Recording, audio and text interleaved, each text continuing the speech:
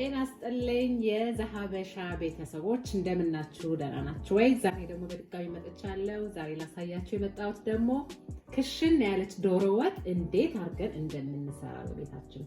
ለዛ ምን ያስፈልገናል? እዚህ ጋር እንደምትመለከቱት ሽንኩርት፣ በርበሬ፣ ጥቁር ቅመም አለኝ፣ ኮረሪማ፣ መከለሻ፣ ቅቤ፣ ጨው፣ ዘይት፣ ቲማቲም አለኝ፣ ነጭ ሽንኩርትና ዝንጅብል አለ። እዚህ ጋር አታዩትም ያላችሁት እንግዲህ ይሄ ያስፈልገናል። በዚህ አጋጣሚ ደግሞ እኔ ለአንድ ዶሮ የምጠቀመው ተለቅ ያለ ሽንኩርት ከሆነ ለአንድ ዶሮ 10 ሽንኩርት አደርጋለሁ። እንግዲህ እንደ ዶሮ ብዛታችሁ ዛሬ 2 ዶሮ ስለምሰራ ሽንኩርቴ በዛ ያለ ነው። ትንሽ ይሄ አነሳ ያለ ሽንኩርት ስለሆነ ጨምሬበታለሁ 1 2 3 ኤክስትራ። እና ሽንኩርት ሲበዛበት የዚህ ሀገር ዶሮ ብዙ አይጣፍጥም ብዬ ለኔ ሽንኩርት አነስ ሲልበት እወዳለሁ። እንደዛ አድርጋችሁ ሞክሩት። እንግዲህ ወደ ስራው እንሄዳለን። ሽንኩርቱን ልጬ አጥቤ ያዘጋጀሁት ነው። ከትፌ ወደ ስራው እንሄዳለን። አብራችሁን ቆዩ።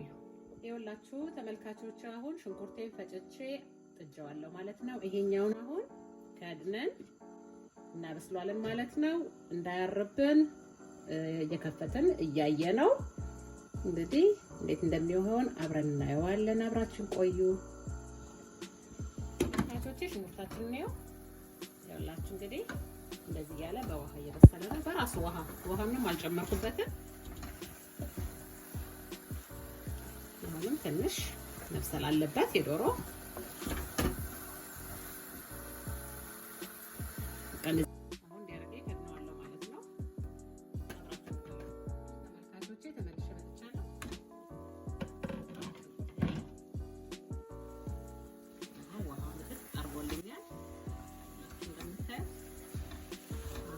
በደንብ አርጎ ታችን በስሏል ማለት ነው። የቀጣዩ ስራችን ምንድነው የሚሆነው? ዘይት ማስገባት።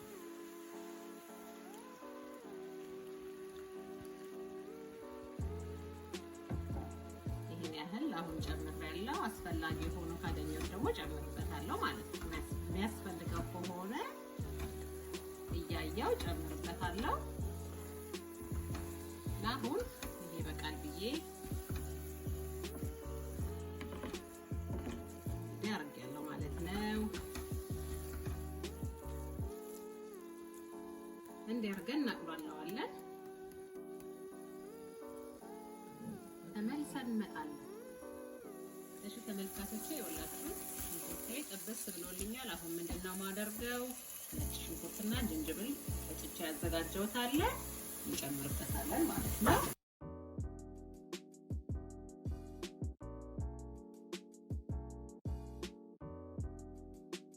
ታቾቼ የወላችሁ ሽንኩርቴ ደርሶልኛል። አሁን እዚህ ጋር እንደምትመለከቱት በርበሬ አለ። በርበሬ ጨምራለሁ ማለት ነው። በርበሬም እንግዲህ ሰው የራሱ ፍላጎት አለው። በርበሬ እንደምትወዱት መጠቀም ትችላላችሁ። ዶሮ ግን ኮስተር ያለ ሲሆን ደስ ይላል። እንዲያርገን እንግዲህ እንጠቀማለን ማለት ነው።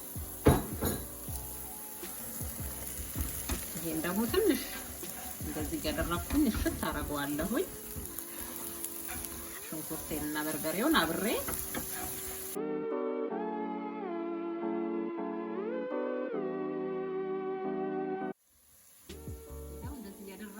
አሁን ውሃ አላረግበትም።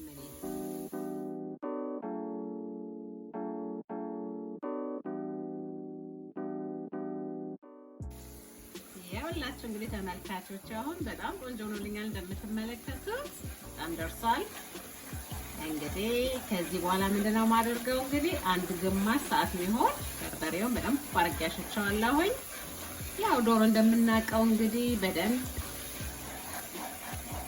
አድርገን ማቁላላት ይፈልጋል እና አሁን ምን አደርግበታለሁ? ቁንዶ በርበሬ ጨምራለሁ።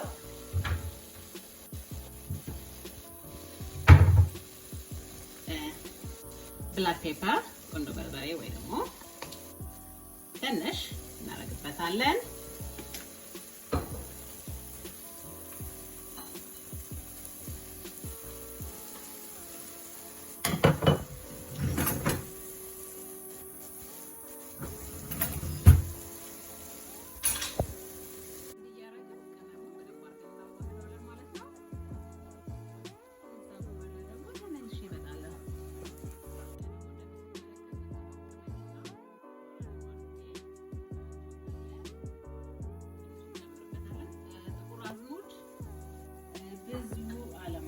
ምክንያቱም ትንሽ ጎምዘዝ እንዳይልብን። ይሄው እዚህ ጋር እንደምትመለከቱት ደግሞ ኮረሪማ አለኝ። ኮረሪማ ጨምርበታለሁ። እሺ ይሄው እዚህ ጋር እንደምትመለከቱት ቲማቲም እዚህ ጋር አለ። ቲማቲም ጨምራለሁ።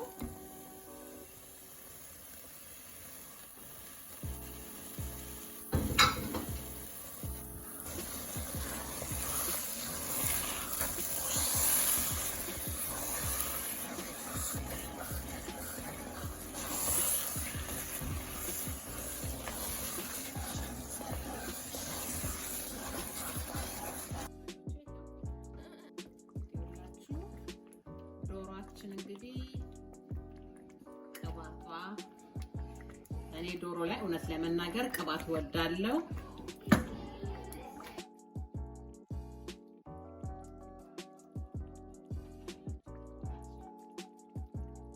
እናረጋለሁ። እንግዲህ ቅቤ ጨምራለሁ። እንደገና ዶሮ ቅባት ይወዳል። እንግዲህ ዶሮ ሚስጥሩ ምንድነው? ቅመሙና ቅባቱ ዶሮ የሚያስብለው ያላቸው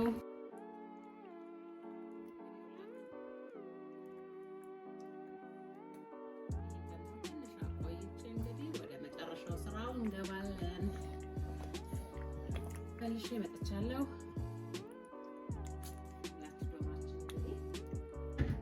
የመጨረሻ ስራው ምንድነው? ስራችን ምንድነው? እንግዲህ ዶሮውን አላሳየኋችሁም።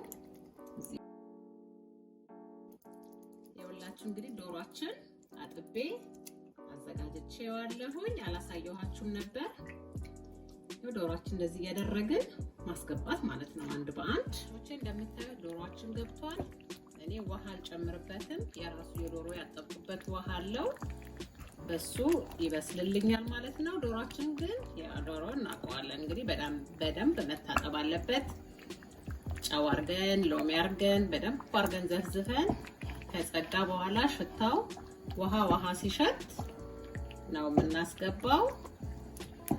እንግዲህ ዶሮ ደግሞ ያው ስናስገባ እንግዲህ መሀል ላይ ስንጥቅ እያደረግን አንድ በአንድ እናስገባዋለን ማለት ነው። እስኪ መጨረሻውን አብረን እናያለን።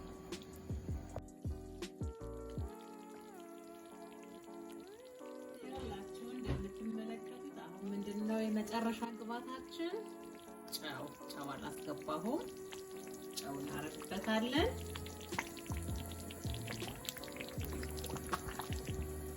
እያደረግን እንግዲህ ጨው እንደ ቤቱ አስፈላጊነቱ ጨው የሚወዳለ ጨው የማይወዳለ እሱ እንደፈለጋችሁ ታደርጋላችሁ። ይኸውላችሁ እንግዲህ ቆንጆ ዶሮ ወጥ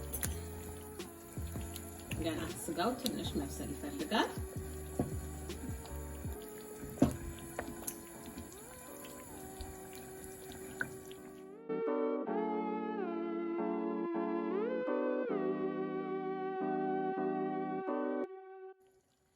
ይኸውላችሁ ተመልካቾቼ አሁን ዶሮአችን ደርሶልናል። ያው አሁን ቀጣዩ ምንድነው የሚቀረው? ያው ሁላችን እንደምናውቀው እንግዲህ እንቁላል ማለት ነው። እንቁላሌን እዚህ ጋር ቀቅዬ አዘጋጅቻለሁኝ። ሰንጠቅ እያደረጋችሁ እንቁላሉን ማስገባት ማለት ነው። እኔ እንደዚህ ነው ማረጋው።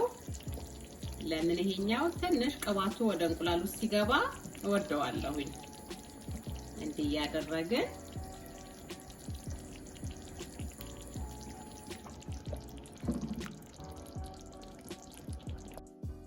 ውድ ተመልካቾች የዛሬ ዶሮ ወጤ በዚህ ተጠናቋል። ይሄን ይመስላል። እንግዲህ ቪዲዮዎቼ ከወደዳችሁት ላይክ፣ ሼር፣ ሰብስክራይብ ለሌሎች እንዲደርሳቸው ሼር አድርጉ። በዚህ አጋጣሚ ለዚህ ቪዲዮ አዲስ ለሆናችሁ የኔ ፋሚሊ እንድትሆኑ በትህትና ጠይቃለሁኝ። አመሰግናለሁኝ። ኮሜንት እቀበላለሁኝ። በሌላ ቪዲዮ እስከምንገናኝ በሰላም ቆዩ። የተለያየ ቪዲዮዎች አሉ፣ እነሱንም እያያችሁ አስተያየት ስጡኝ። አመሰግናለሁ።